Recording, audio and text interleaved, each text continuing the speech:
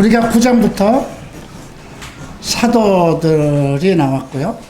10장에선 70인의 제자가 나왔습니다. 그리고 또 11장에서 주님께서는 기도하는 법을 가르쳐 주셨습니다. 이렇게 기도하라. 그런데 11장부터 성령에 관한 것이 나옵니다. 11장 13절이죠. 천부께서 구하는 자들에게 성령을 주시지 않겠느냐. 성령에 의해서 기도하라는 것입니다. 우리가 일상적으로 많은 기도를 합니다. 식사 기도도 하고, 교회에서 대표 기도도 하고, 자기의 어떤 간구하는 것, 많은 기도를 합니다. 그러나 주님은 성령으로 기도하라고 합니다. 여러분들, 이 성령이라는 것에 대해서 지금 아마 다음 달 9월 초면 아마 여러분들이 책을 받아보게 될 것 같아요. 제가 한남동에 있을 때 10년 전에 성령 세례와 성령 은사를 정리를 해놓은 것이 있어요. 근데 그때 써놓은 거를 지금 10년 후에 다시 정리를 하려니까 그게 참 이게 다른 게 있어요. 그 당시에 있었던 생각이나 성경적인 흐름은 틀림이 없는데 그 당시에 봤던 세상의 관점이 있어요. 근데 그건 다 다른 거예요. 10년이 지났잖아요. 그죠? 그래서 이제 그런 것들을 정리하는데 좀 시간이 많이 걸리지만, 주님께서 지금 11장에서부터 기도를 가리키면서 성령으로 기도하라고 합니다.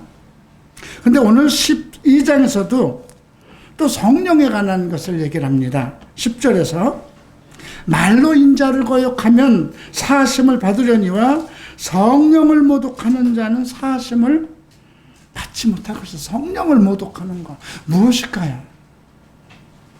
우선 성령에 관한 바른 지식을 우리가 가져야 될 필요성이 있어요. 그래서 이제 우리가 성령에 대한 내용들, 이런 것들을 조금 더 시간을 가지고 할애를 하고 공부를 할까 싶습니다. 자, 오늘 12장 말씀은 제가 그 칼럼에 카라즈라는 헬라어를 썼습니다. 우리말로 하면 그냥 이 말과 달리 오늘의 제목은 복음 사역의 진주, 가장 복음 사역의 중요한 것은 무엇인가? 지금 9장부터 사도들에 대한 이야기가 나왔죠. 11장에서 이제 70인의 제자가 나왔어요. 그리고 이제 기도하라. 성령 안에서 기도하라. 이제 이 흐름 속에서 오늘 가장 누가복음에서 가장 중요한 부분이 어디냐 하면 저는 이 12장이라고 생각합니다. 우리가 복음 사역에서 가장 핵심적으로 중요시해야 될 일이 무엇인가, 이 부분이기 때문에 카라즈라는 것은 진주를 이렇게 실에다 꿰인 것, 그 상황을 얘기합니다. 그러니까 랍비들의 설교, 명선교를, 그 당시 아주 유명한 랍비들의 그 설교를 카라즈라고 그랬어요. 와, 그 실에 잘 꿰인 진주와 같다, 이런 뜻이에요. 우리말에도 그런 말이 있죠. 구슬이 서말이라도 꿰야 구슬이라. 아무리 서말에 구슬이 이렇게 꽉 차 있다 하더라도 꿰지 않으면 그 의미가 없다는 것이죠. 근데 이 카라즈라는 뜻이 그 랍비들의 그 설교, 그것이 그 실에 꿰인 진주. 근데 실에 꿰야만, 그러니까 어떤 걸 얘기하냐면 진주 그 자체의 값어치를 얘기한 것이라 아니라 그 진주의 실용성을 얘기한 거예요. 진주를 집안에다 이렇게 두고 이렇게 보석처럼 보는 사람은 없잖아요. 진주라는 건 꿰서 반지를 만들든지 목걸이를 만들든지 그런 실용성을 얘기하는 거죠. 그런데 그 랍비들의 그 명설교가 진주를 하나하나 이렇게 실에다 낀 것처럼 그렇게 아주 특별한 실용성이 있고 모든 사람들에게 값어치 있고 그리고 실용성 있는 그런 설교라는 그런 의미를 가지고 있습니다. 그래서 오늘 이 12장에서 우리가 4단락으로 이렇게 살펴보게 되는데요. 1단락에서 1절부터 12절까지는 우리가 무엇을 말할 것인가, 무엇을 설교할 것인가. 이제 강단에 이제 목사가 세워졌다면 무엇을 설교할 것인가, 그 설교자의 위치는 무엇인가. 우리가 11장에서 그런 말씀을 보았죠. 등불을 켜서 그 평상 아래 두는 사람이 없다. 등경 위에다 둔다. 그건 집안에 들어오는 사람들로 보게 한다는 것이죠. 그러면 강단에 서서 무엇을 선포할 것인가? 이것에 대한 것. 자, 그래서 1단락에선 우리가 과연 강단에서 설교자는, 크리스찬들은 무엇을 말할 것인가, 이 부분을 살펴볼 것이고요. 13절부터 34절까지는 우리 인생의 삶의 가치관, 돈이냐 명예냐, 그죠? 이 부분이에요. 여러분들이 다 추구하는 게 뭡니까? 돈과 재물과 명예, 그런 거 아닙니까? 그래서 두 번째 단락은 우리 사역자들도 무엇을, 복음 사역자, 하나님 앞에 부름을 받은 모든 사역자들이나 또 크리스찬들이 무엇에 인생의 가치관을 가질 것인가, 이 부분을 살펴볼 것이고요. 그 다음 35절부터 48절까지가 되겠는데요. 사역의 우선순위, 허리를 띠고 등불을 켜고 서 있으라고 그러죠. 허리를 동이고 허리에 띠를 띠고, 이건 정신 차리고 긴장하고 등불을 켜고 서 있으라는 것이죠. 그래서 사역에 어느 것을 중요시해야 될 것인가, 지금 이 시대에 우리가 가장 중요시할 것이 무엇인가, 이 부분이고요. 이제 마지막 단락은 49절부터 59절까지인데요. 시대를 분별하는 지혜, 이 세상을 살아가는 데 있어서 이 시대를 어떻게 분별할 것인가, 이렇게 나누어서 살펴보도록 하겠습니다. 먼저 1단락을 보죠. 수만 명이 모였습니다. 대단한 상황 아니에요? 그리고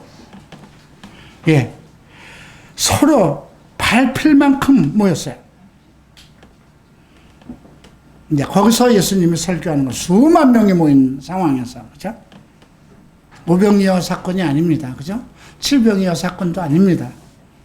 주님께서 설교를 하는데 수만 명이 모였고, 먼저 제자들에게 말씀하십니다. 왜? 이제 그 수만 명을 이끌어갈, 교회를 이끌어갈 사람들이 제자들이기 때문에 그렇습니다. 자, 제일 먼저 바리새인들의 누룩, 곧 외식을 주의하라고 합니다. 여기서 외식이라는 건 위선을 얘기합니다. 위선자. 어떤 게 위선자일까요? 이 말의 본뜻은 너희들은 연극쟁이가 아니다. 지금 연극을 맡아서 배역을 맡은 사람들이 아니라는 것입니다. 목사들은 설교를 잘하기 위해서, 남들에게 뭔가 잘 보이기 위해서, 어떤 말을 대변하기 위해서 있는 것이, 그렇게 세운 사람들이 아니라는 것입니다. 그래서 이 위선이라는 뜻, 외식이라는 뜻은 그 연극에서 배역의 역할을 하는 사람이 어떤 각본대로 주어진 자기의 사건이 아니잖아요. 그 사건에 주어진 그 배역에 주어진 그것만큼 연기를 잘해야 되는 거잖아요. 그 말을 전해야 되는 거잖아요. 그 위선이라는 헬라어가 가지고 있는 그 원뜻이 이런 의미를 가지고 있다고 합니다. 이 말은 무엇이냐면 제자들에게 하신 말씀이에요. 너희는 연극의 무대에 세워진 사람들이 아니라는 것입니다. 그래서 어떤 누구에게 잘 보이고 자기가 뭔가 사람들에게 정말 그 박수를 받을 만한 그런 위치에서 설교하지 말라는 것입니다. 누룩이라고 그랬어요. 그 위선적인 행동. 자기의 어떤 거룩함을 더 나타내기 위해서 정말 요즘에 보면 강단에 올라오는 목사들 보면 아주 강단도 아름답게 꾸미지만 자기의 옷도 뭐 어떤 때는 하얀 옷을 입고 빨간 줄을 내리고 어떤 때는 보라색의 옷을 입고 또 까만 줄을 내리고 어떤 때는 초록색 옷을 입고 또 하얀 줄을 그 뭐를 띄우고 우리가 그거 천주교 미사에서 볼 수 있는 그런 광경이잖아요. 그죠?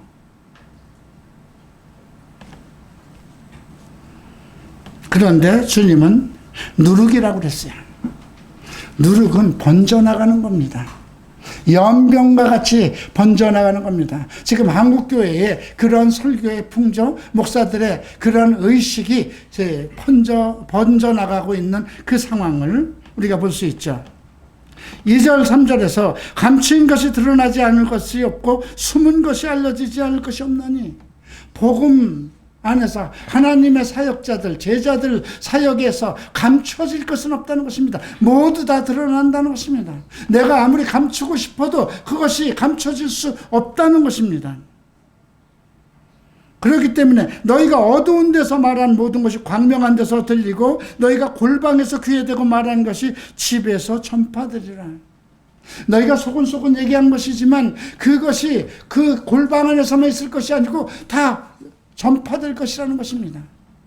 이거는 지금 어두운 데서 말하는 것과 또 골방에서 얘기하는 것은 상황을 얘기하는 것입니다.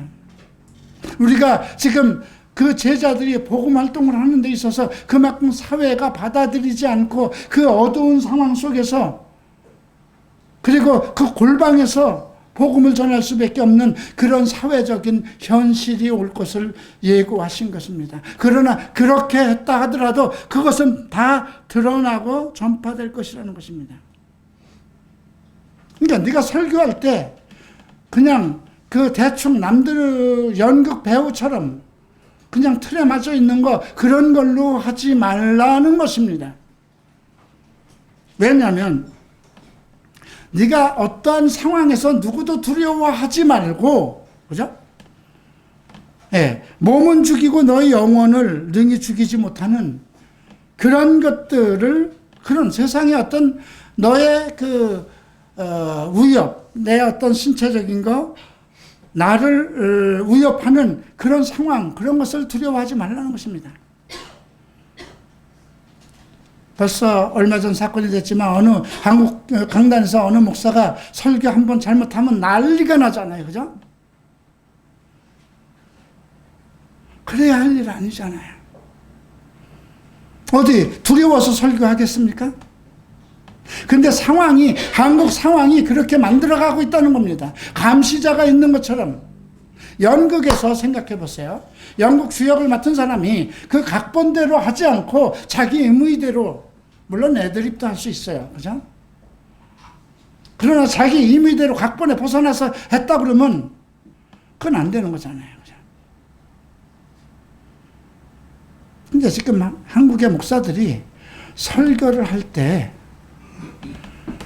그렇게 할 수밖에 없는 그 상황이 되어버렸어요. 서로가 서로를 감시하고 위의 계층에서 자기의 설교에 대해서 다 들여다보고 혹시 조금이라도 잘못되면 판단을 받아야 되는.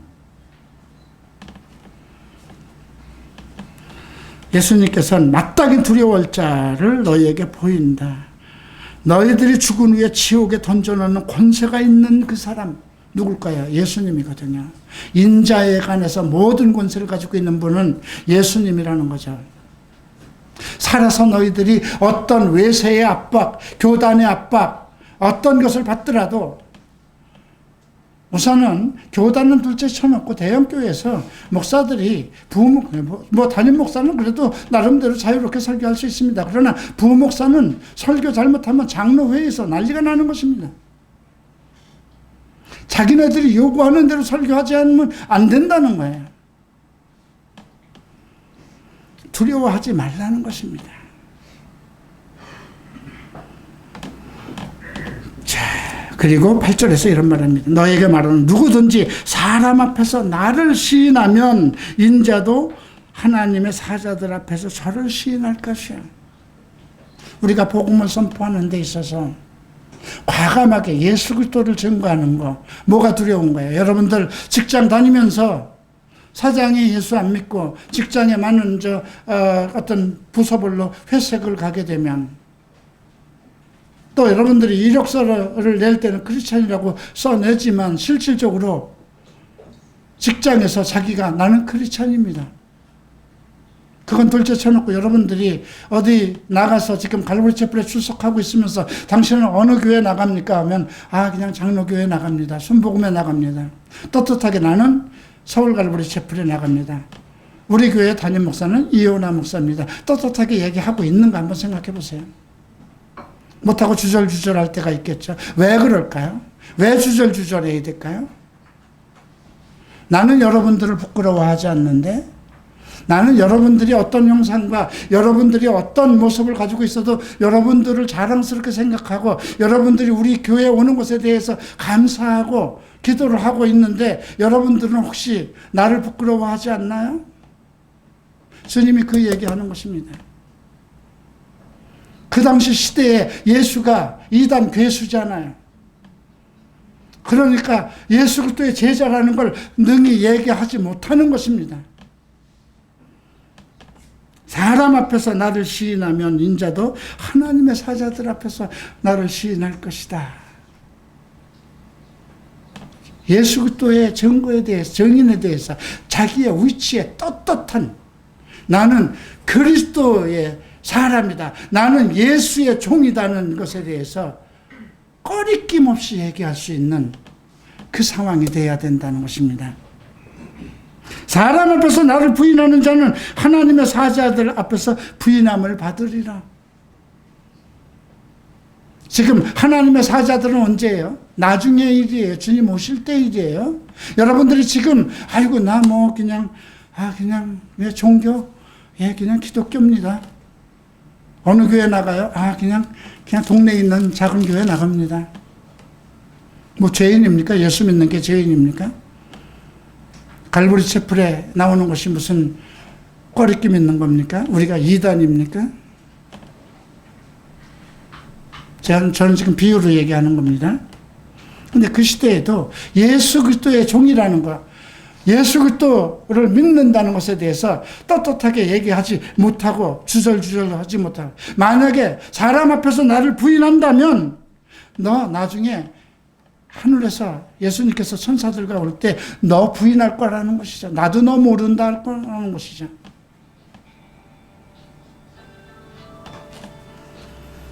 그러면서 10절에 말로 인자를 거역하면 사함을 받을 것이려니와 성령을 모독하는 자, 성령을 모독하는 걸 뭘까요?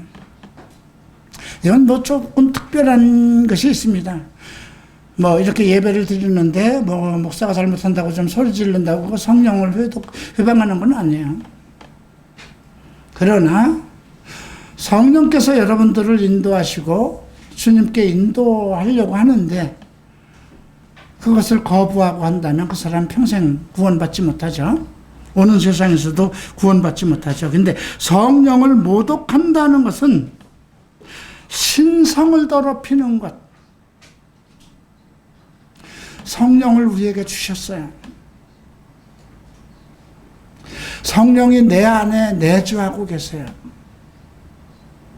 근데 모독하는 건 뭘까요? 여러분들이 여러분 부모하고 한 방에 있는데 그 안에서 아버지들과 한 이불 속에서 한 방에서 자고 있는데 그 방에서 자위할 수 있습니까? 없죠. 담배도 못 피죠. 하면 안 되는 거죠. 예의가 있는 거죠. 감히 내가 하나님의 성령이 지금 내가 예수를 믿으면서 성령이 내 안에 들어와서 나의 주인이에요. 우리가 11장에서 그 말씀이 있죠. 성령이 물 없는 곳을 찾아다니다가 없으니까 집에 와보니까 깨끗이 소지가 돼 있어서 7 귀신을 더 데리고 집안에 들어오니 그 사람이 전보다 더 나빠졌다. 그 말은 주인이 바뀌지 않으면 더 나빠질 수 있다는 거예요. 내가 예수를 믿어서 사함을 받았어요.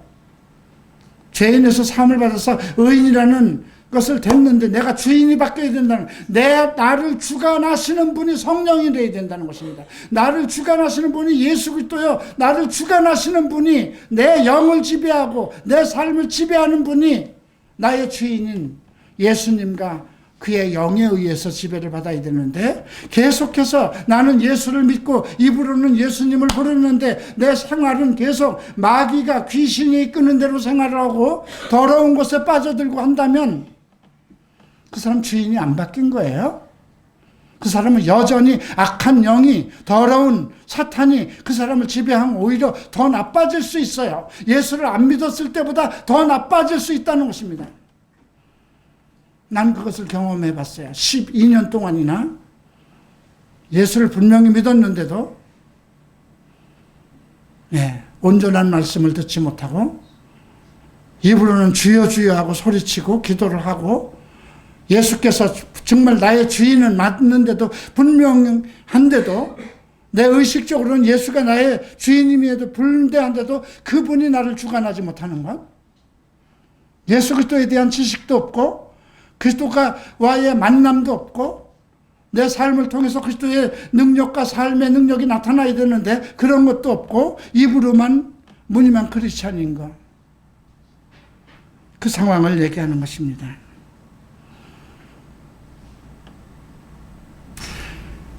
말로 인자를 거역하면, 말로는 실수할 수 있어요. 예수님, 베드로가 실수했잖아요. 3번이나 부인했잖아요. 너 그 사람과 한편이구나. 근데 아니다, 나 그 사람 몰라, 나 갈릴리 사람 아니야. 저주하면서까지도 그 여종 하나에게 정말 공예의 어떤 위대한 어떤 공예장들이라든가 그런 사람들이 얘기한 것이 아니고, 그 집에 여종 하나가, 야, 너 갈릴리 사람이, 너 지금 어법이 말하는 그 말투가 지금 갈릴리 사람이네. 너도 그 사람과 가장 한편 아니야? 내가 어디서 너 본 것 같아? 그랬는데 막 저주를 하면서 절대로 아니라고, 나는 예수를 모른다, 난 그런 사람 모른다고 부인을 했죠.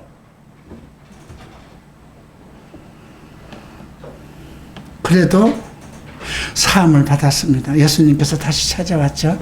자, 너 세상 것보다 내가 더 중요하냐? 너 지금 여기 있는 것보다, 네가 잡아온 그 물고기보다, 사실 내가 그 물고기만큼 너에게 소중한 것이, 네가 지금 엄청난 물고기를 지금 잡아들이는데 그것들보다 나라는, 네가 주인으로 삼은 내가 그것보다 더 중요한 존재냐? 그렇게 물은 거예요.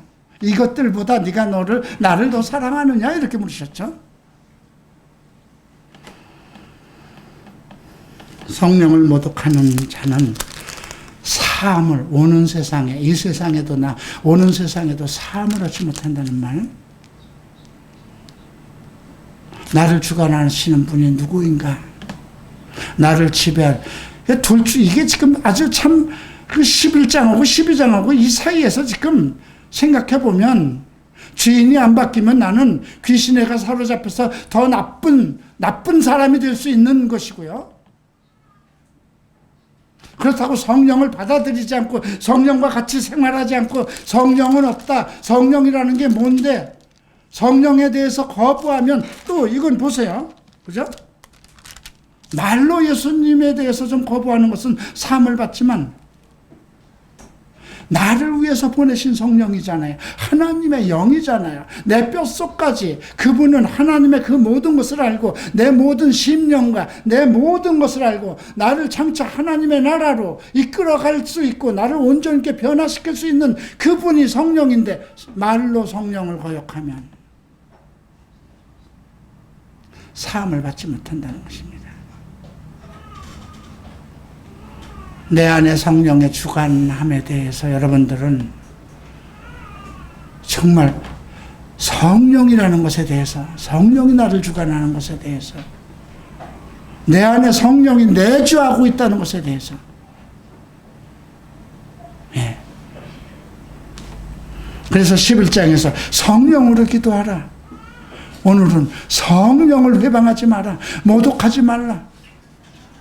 이렇게 당부하신 것입니다.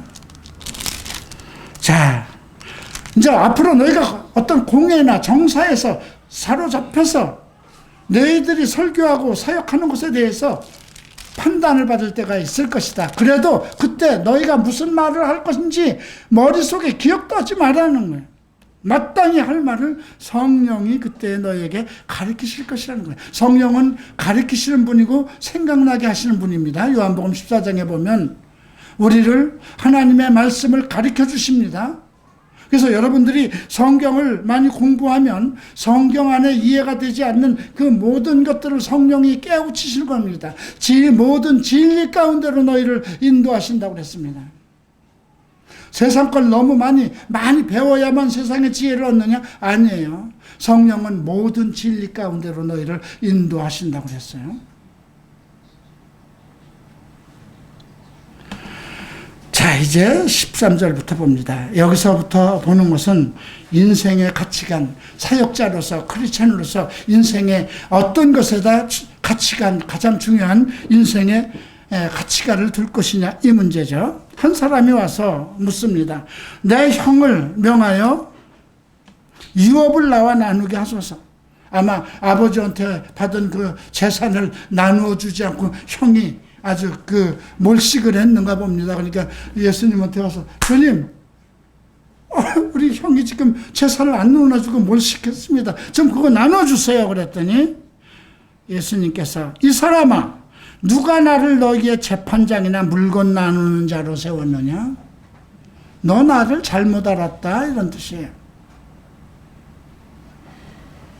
예수님과 관계성, 예수님에 대해서 알지 못하는 것을 언급하는 것입니다.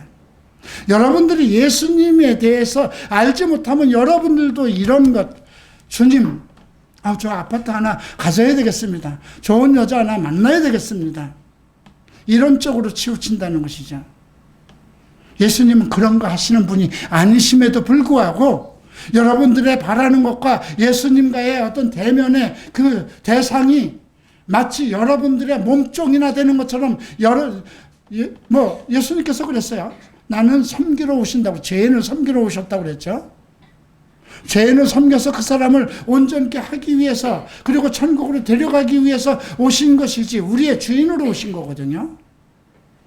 그런데 마치 우리는 그분이 나의 무엇을 해주는 그런 사람으로 생각한다는 것입니다. 주님, 이거 해주세요, 저거 해주세요. 아니거든요.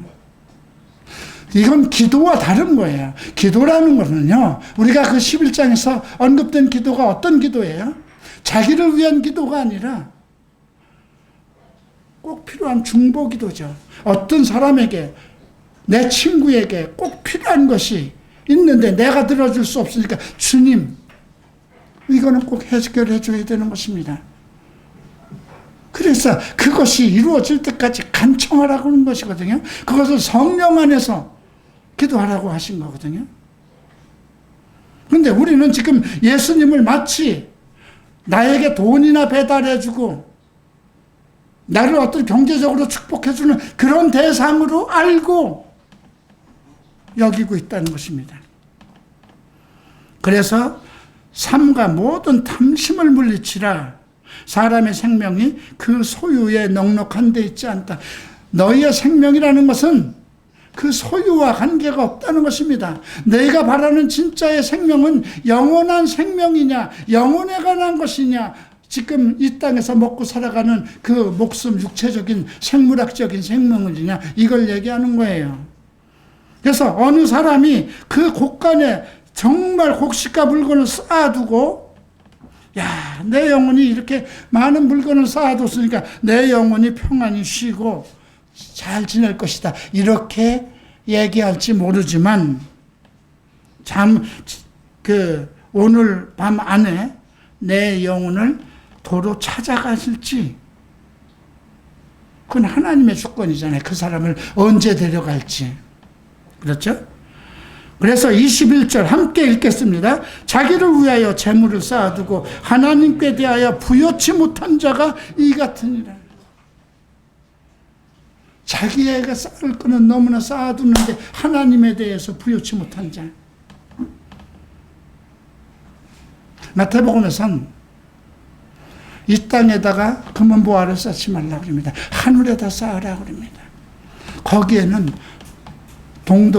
녹이 슬지도 않고, 이 땅에서 여러분들이 쌓아두는 모든 재물과 이런 것이 다 무슨 소용이 있나요? 지금 재벌들 보세요, 지금. 그죠? 다 망하게 생겼잖아요. 그죠? 그 엄청난 재산들이. 하나님 앞에 무엇을 드리려면 많이 헤아리죠. 헌금을 드리려고 해도 미리 예정을 해서 내가 하나님께 감사합니다. 이것은 11조로 내가 이런 것에서 하나님께서 주신 것에서 내가 하나님께 11조를 드립니다. 이런 경건한 마음, 믿음, 성경이 가리키는 마음대로 드리고 있는가. 내가 11조 외에도 주님 감사합니다. 내게 주일을 허락하셨으니 내가 주일날 빈손으로 가지 않겠습니다. 내게 감사를 더하시고 은혜를 더하셨으니 내가 그냥 하나님께 나갈 수 없습니다. 이런 진심한 마음으로 드리느냐, 아니면 교회 와서 헌금 시간이 됐으니까 헌금 연보 저거가 돌아가니까 마지못해서 드리느냐, 이런 문제다 한번 생각해 봐야 돼요. 여러분들이 사랑하는 애인을 만난다든가 자식을 만날 때는 정말 백화점이든 어디 최고의 식당에 가서 돈 아끼지 않고 너 맛있는 거 네가 먹고 싶은 것대로만 먹어. 내가 사랑하는 애인이라면 네가 좋아하는 거 원해. 내가 다 사줄게. 이렇게 얘기를 하죠. 그런데 하나님에 대해서 얼마나 인색한가 한번 생각해 보셔야 돼요. 그래서 자기를 위해서 재물을 쌓아두고 하나님에 대해서 부요치 못한 자가, 위에 사람들처럼 너 아무리 그렇게 재물 많이 쌓아두고 부자가 된다 하더라도 어느 순간에 내 영혼을 데려갈지, 그 얘기를 하는 것입니다. 그러면서 22절에서 그러므로 내가 너희에게 이르노니 너희 목숨을 위하여 무엇을 먹을까, 몸을 위해서 무엇을 입을까 염려하지 말라. 이 말씀이 다시 29절에서 너희는 무엇을 먹을까 무엇을 마실까 구하지 말며 근심하지도 말라고 합니다. 먹고 살아가는 문제에 대해서 목매이지 말라는 겁니다. 덜에 있는 백합화를 봐라, 덜풀을 봐라. 그것보다 너희들이 더 중요하지 않냐. 그런 것들은 누가 가꾸지도 않고 덜에 있는데도 하나님께서 다 키우시는데 하물며 너희일까 보냐 이겁니다. 재물에 매이지 말라는 것입니다. 얼마나 여러분들 재물에 매이고 있습니까? 내가 열심히 재물을 모아서 내 자식에게 놓아주겠다 해도 그 자식에게 그 재물이 오히려 독이 될 수도 있다는 거죠. 내 자식이 잘 되기를 바란다면 내 자식이 하나님의 말씀 안에서 그 영혼이 잘 되기를 바라야지, 재물로 충족시키려고 한다면, 네.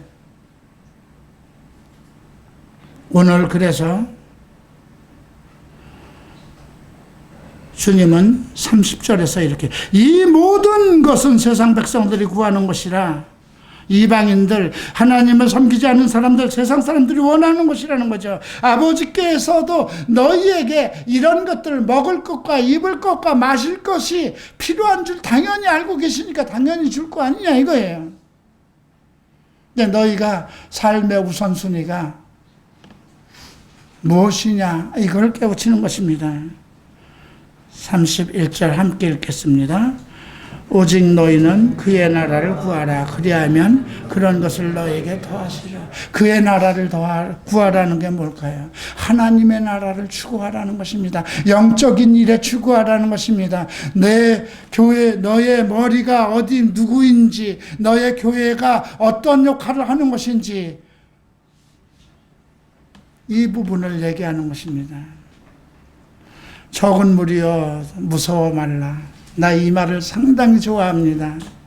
너무나 적은 무리만 데리고 20년을 목회를 하기 때문에 한남동에서도 이 누가복음이나 이런 데를 보면 적은 무리여 두려워 말라. 지금이야 그래도 4, 50명 되지 않습니까? 7, 8명을 데리고 이 설교를 할 때도 이 설교를 보면 적은 무리여 두려워 말라. 너희 아버지께서 그 나라를 너희에게 주시기를 기뻐하느니라 했을 때 이 말씀이 나에게 큰 위로가 됐습니다. 지금도 위로가 됩니다. 나는 가당치 않은 것을 꿈꾸지 않습니다. 나는 내 직분과 내 사명과 내가 얼마나 작은 그릇인가를 압니다. 나는 밖에 나가서 많은 사람을 전도할 수 있는 그런 전도자의 능력도 없습니다. 그래서 나는 하나님에게 나는 내게 이끌어온 사람들을, 주께서 내게 이끌어온 사람들을 위해서, 그들을 위해서 기도할 것이고 그들의 영혼을 보살필 것이고 그들에게 하나님의 말씀을 가르칠 것입니다. 그것만 하나님에게 약속을 합니다. 내가 할 수 있는 그 범위가 그거밖에 없기 때문에. 적은 무리여 무서워 말라. 너희 아버지께서 너희 그 나라를, 얼마나 많은 이 땅에 크리스천들이 많습니까? 그런데 적은 무리여 두려워 말라 그럽니다. 세상에서 마음대로 나가서 소리쳐서 복음을 전파하지도 못하고 골방에서 소곤소곤대고, 예? 어두운 데서 얘기하고 항상 주눅 들고, 예? 그런 상황에서 있는 제자들에게 하시는 말씀입니다. 너의 소유를 팔아 구제하고 낡아지지 않는 주머니를 만들라고 합니다. 돈에 대해서 그렇게 치중하고 살지 말라는 거죠. 그 바나바라든가, 그래서 모든 사도들이, 베드로가 뭐라고 그럽니까? 내가 그 주를 위해서 모든 전답을 다 팔았습니다 얘기를 하죠. 다 내놨습니다 그런 얘기를 합니다. 예. 예수님이 뭐라고 그럽니까? 너희의 모든 전답을 주를 위해서 다 바친 사람이 금생과 내생에서 배로 받는다고 그랬죠. 하늘에 둔 바 다함이 없는 보물이니 거기는 도적도 없고 좀도 없다. 하늘에다 쌓으라는 것입니다. 이거는 헌금 많이 하라는 건 아니에요. 우리의 삶의 초점이 어디에 있고 내 재물을 모으는 곳에다 두지 않는 삶, 복음적인 내 삶의 가치, 경제적인 내 경제관이 복음적이냐를 묻는 것입니다. 그리고 너의 보물이 있는 곳에 마음이 있다. 이 말, 마음, 내 마음이 세상에서 부귀영화를 가지고 있느냐? 하늘에다 두고 있느냐? 내 영혼의 부요함. 그죠? 저는 세상에서 정말 겁없고 부족함 없이 많은 것을 누리던 사람입니다. 30대에 정말 이태원에서 10여 년 동안 부족함 없이 내가 하고 싶은 대로, 사고 싶은 대로, 누리고 싶은 대로 살았던 사람입니다. 근데 그 속에서 저는 평안과 기쁨을 얻지 못했는데, 목사가 되고, 통장은 항상 비어있고, 항상 오늘 먹을 것과 입을 것이 있음을 만족한 그 상태에서 지금 30여 년 가장 평안하고 부족함이 없는 인생을 살았습니다. 나는 하나님께서 모든 것에서 내가 필요한 것을 풍족하게 채워주신다는 그 비결을 압니다. 바울이 그 얘기를 했기 때문에 그렇습니다. 내가 부한데도 처할 수 있고 없는데도 처할 수 있다. 우리 크리스찬의 경제적인 가치는 그래야 됩니다. 어떤 상황에도 처할 수 있는, 없으면 없는 대로, 있으면 있는 대로, 오직 주의 나라를 위해서, 하나님 나라를 위해서 그렇게 경제관을 가져야 된다는 것을 언급하는 것입니다. 자, 그 다음에 35절부터는 매우 중요합니다. 내 영혼에 대한 장래에 대한 허리에 띠를 띠고 등불을 켜고 서 있으라는 것은 긴장하고 있으라는 것입니다. 이 세상이 전부 다 아니기 때문에요. 주인이 혼인집에서 돌아와 문을 두드리고 문 열어주려고 기다리는 사람과 같이 하라는 것입니다. 혼인집 얘기를 합니다. 이제 우리가 이 교회를 이제 공중에서 하나님께서 이제 다 불러드립니다. 공중에서 잔치를 합니다. 자기의 사람들을 다 공중으로 불러 올리고 공중에서 죽은 자가 먼저 깨어날 것이고 이 땅에서도 공중에서 하나님의 부르는 사람들이 예수 그리스도를 만납니다. 그 혼인잔치입니다. 그런데 혼인집에서 돌아와 문을 두드리며 문 열어줄 사람, 이제 이 땅에서의 일입니다. 이제 우리가 계시록 20장을 보면 천년왕국 시대가 나오는데 이 땅에서 천년왕국이 펼쳐집니다.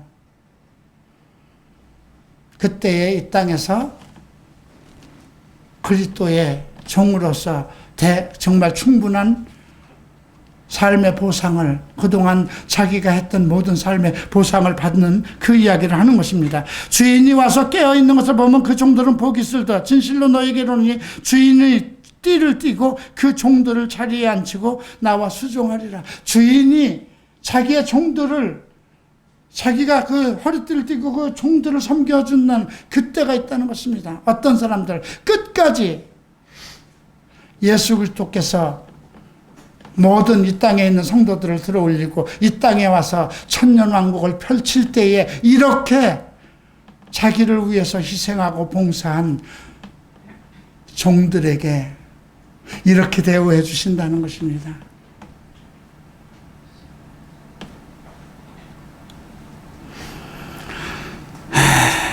자, 이제 41절부터 보죠. 베드로가 묻습니다. 주께서 이 비유를 우리에게 하신 것입니까? 모든 사람에게 해당 것입니까? 한참 설교하고 있는데 지금 주님이 계속 그 1절부터 지금 설교하는데 중간 허리 끊어서 지금 물어보는 거예요. 그래서 궁금한 거예요. 아니, 지금 우리 보고 하시는 거예요? 지금 이 전체 이 수많은 우리 보고 하시는 거예요? 딱 설교 도중에 끊고 들어오는 겁니다. 답변을 하셨습니까? 답변 안 하셨어요. 너 보고 한 거 아니야 이렇게도 안 하고 전체에게 한 말씀이야 그렇게도 안 했어요. 뭐라고 그랬나? 지혜 있고 진실한 청지기가 되어 주인에게 그 집 종들을 맡아 때를 따라 양식을 나누어 줄 자가 무엇이냐. 결국은 이건 무엇이에요? 지혜 종들에게 하는 말씀이다 이거예요. 그죠? 진실한 청지기, 자기들에게 맡긴 그 모든 사람들에게 때를 따라서 필요한 양식을 나눠주는 거, 이건 뭘까요? 우리가 요한복음인가요? 여기 보면 그 천국에 서기 전 된 이제 천국은 이렇게 비유했어요.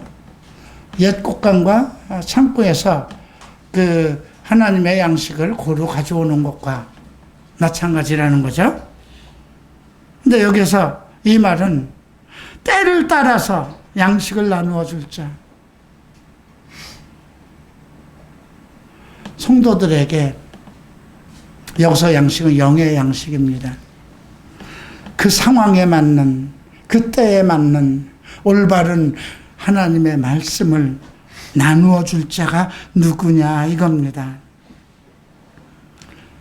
주인이 이럴 때에 종이 이렇게 하는 것을 보면 이건 뭐예요? 초지일관 변함없이 하나님의 말씀을 그때의 때에 맞게끔 합당하게 영의 양식을 나누어줘야 된다는 것입니다. 연극 배우처럼 오늘은 헌금에 대해서, 오늘은 기도에 대해서, 오늘은 봉사에 대해서 자기 맡은 배역처럼 그렇게 자기가 정한 대로 사람들이 달콤하게 좋아하는 그런 설교를 하지 말고 주께서 맡긴 것, 그죠? 성경입니다.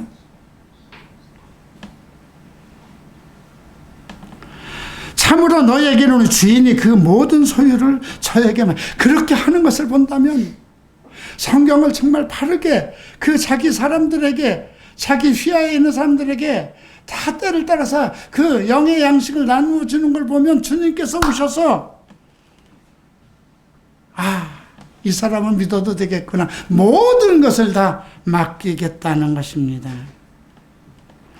근데 어떤 사람은 주인이 더디 올 것을 생각하고 노비들을 때리고 머시고 마시고 먹고 취하게 되면 생각지 않은 날에 와서 그 자를 처벌하시겠다는 거죠. 네, 흥미로운 말이 47절에 있습니다. 주인의 뜻을 알고도 예비치 아니하고 그 뜻대로 행치 않는 자는 많이 맞을 것이야. 많이 맞을 자가 있네요. 그죠? 예. 주인의 뜻을 다 안다고 하면서 예비치 않고 미리 준비하지 않고, 그런데 알지 못하고 맞을 일을 행한 자는 적게 맞는다. 알지 못한다는 건 뭐예요? 성경에 대해서 충분한 이해력이 없고 아직 거기에 지식이 이르지 못한 사람은, 그죠? 자, 10가지까지 알아야 되는데 7가지밖에 배우지 못한 사람은 3가지에 대해서 자기가 알지 못하니까 어쩔 수 없는 거잖아요. 그 사람은 적게 맞을 거라는 거예요. 매를 안 때린다는 건 아니에요. 이 사람이 알아야 될 것은 10가지인데 7가지 못한 건 자기 책임이잖아요. 게으른 거잖아요. 그렇지만 적게 맞는 건데 10가지를 충분히 줬고 받았고 할 수 있는데 이걸 10가지를 안 하고 8가지만 했다면 더 맞을 거라는 거예요. 주인의 뜻을 알고도 하지 않았기 때문에.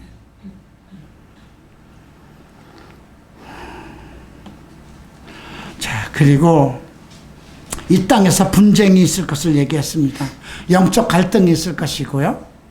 교회와 교회와 다툼이 있을 것을 얘기한 것이고요. 교리적인 다툼과 문제가 있을 것, 분쟁이 일어날 것. 그래서 내가 화평을 주려고 왔는지 아느냐?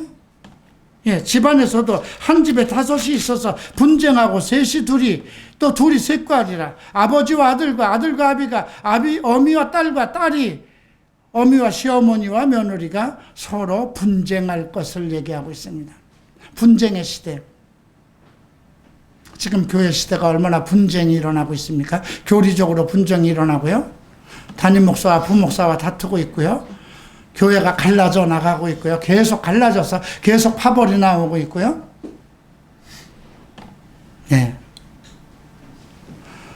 분쟁의 시대가 올 것이라는, 교리적으로 다툼이 있을 것을 예고하신 겁니다. 그러면서 그러기 때문에 예비하라는 것입니다. 자기 사람들이 분쟁이 일어나지 않도록, 자기 사람들이 분열이 일어나지 않도록 하나님께서 맡기신 그 양식을, 영의 양식을 잘 먹여서 주님이 오실 때까지 하라는 거죠. 구름이 서에서 일어나면 와 소나기가 올 것이다. 남풍이 불면 더울 것이다. 너희가 천기를 보고 다 알지 않느냐. 당연히 천기에 분별한다면 시대도 분별할 거 아니냐. 지금 트럼프라는 사람이 어떻게 생기고, 시진핑이가 어떻고, 북한의 김정은이가 어떻고, 아베가 어떻고, 대한민국에는 어떤 정부가 서 있고, 이런 모든 흐름들을 봤을 때 어떤 선동에 이끌리지 말고, 선동 정치에 이끌지 말고, 주의 뜻이 무엇인가, 우리가 지금 와 있는 시대가 어느 시대에 와 있는가를 보고 분별하고 살아가라는 것입니다. 그럼에도 불구하고 우선 재물을 모으는 거, 무엇을 먹을까, 무엇을 입을까, 여기에 매달려서 좋은 집 살려고 애를 쓰고, 그렇게 매달리지 말라는 것입니다. 지금 이 말씀은 제가 처음에 카라즈라고 그랬죠. 주님께서 우리에게 정말 진주 같은 보석 같은 것을 우리의 지금 마지막 주님이 오실 때까지 우리가 어떻게 인생을 살아야 될 것인가에 대한 정말 핵심적인 것을 실에다 진주를 꿰서 이렇게 보여주듯이 보여주는 그런 말씀입니다. 사랑하는 성도 여러분, 저는 종말에 대해서 그렇게 언제 올 것이다, 그건 우리가 모르는 일이에요. 그러나 지금 살아가는 우리의 시대가 상당히 영적 혼란에 와 있다는 것입니다. 분쟁의 시대가 와 있고요. 이때에 우리가 무엇을 할 것인가?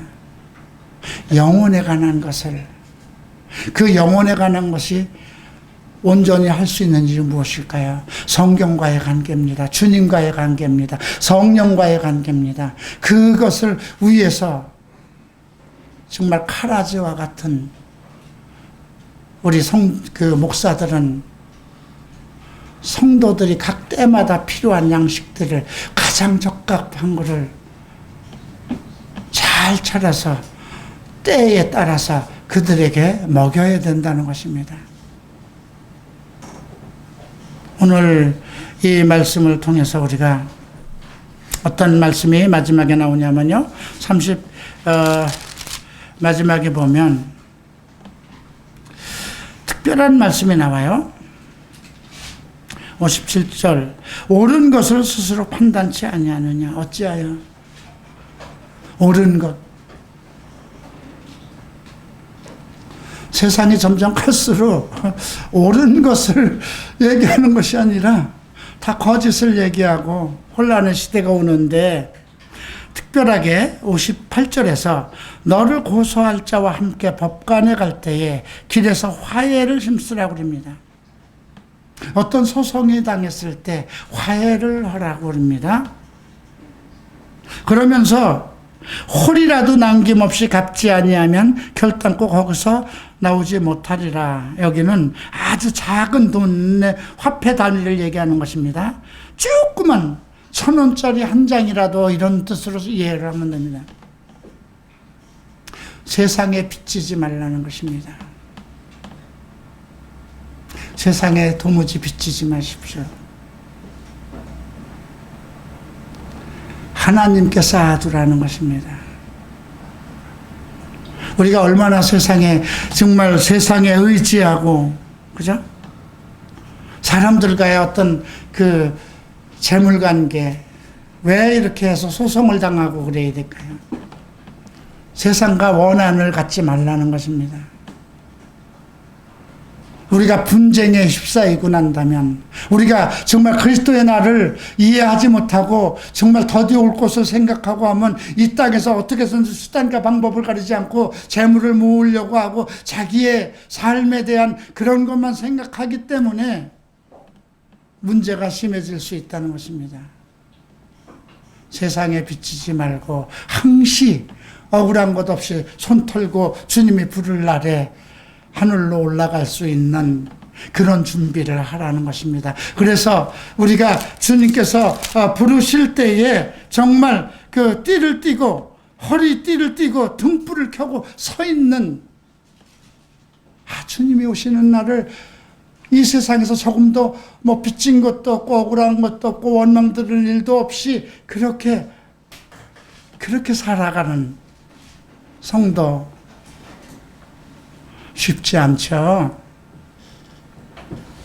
쉽지 않은데 그것을 하는 것이 무엇일까요? 그렇게 하게 하는 것이 교회입니다. 성경을 통해서 배우고 그 성경 말씀 안에서 성령이 역사하기 때문에 성령이 여러분들의 삶을 주관하고 여러분들의 잘못된 것을 책망하고 옳은 것을 이끌어가고 정말 장래에 대한 소망을 바라보게 할 것입니다. 기도하겠습니다. 일어나시기 바랍니다.